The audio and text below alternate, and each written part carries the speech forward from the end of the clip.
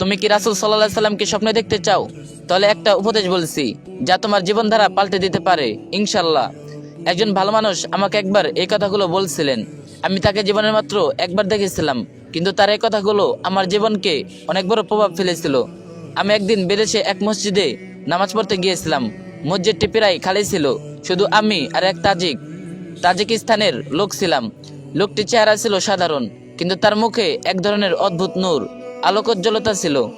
আমি ইমাম হয়ে নামাজ পড়ালাম। নামাজ শেষে লোকটি বাঙ্গারবিতে বললেন, তোমাকে একটা উপদেশ দেব, এটি পালন করো। আমি বললাম, বলুন। তিনি বললেন, তুমি প্রতিদিন 1000 বার নবীজের প্রতি দরুদ পাঠ করো। এটি 5 ওয়াক্ত নামাজে ভাগ করে নিতে পারো। তুমি অবাক হবে যে কিভাবে তোমার জীবন পরিবর্তন আসবে। তিনি আরো বললেন, দেখো, তখন আর কোনো চিন্তা তোমাকে দমন করতে পারবে না, কোনো ঋণ তোমাকে কষ্ট দেবে না, আর প্রতি কষ্ট থেকে তুমি মুক্তি পাবে। নবীজি সাল্লাল্লাহু আলাইহি সাল্লাম তোমাকে কিয়ামতের দিনে চিনে ফেলবেন, কারণ তোমার দরুদ তার কাছে পৌঁছে যাবে।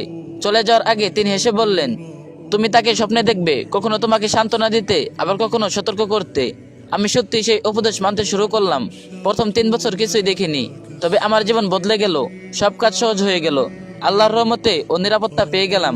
এরপর ধীরে ধীরে নবীজি সাল্লাল্লাহু আলাইহি সাল্লামকে স্বপ্নে দেখতে শুরু করলাম।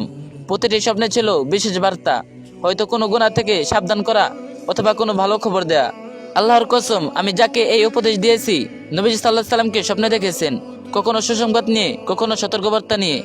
আমি চ্যালেঞ্জ করে বলতে পারি, যে কেউ প্রতিদিন 1000 বার দরুদ শরীফ পড়বে, সে নিশ্চয়ই নবীজি সাল্লাল্লাহু আলাইহি সাল্লামকে স্বপ্নে দেখবে ইনশাআল্লাহ।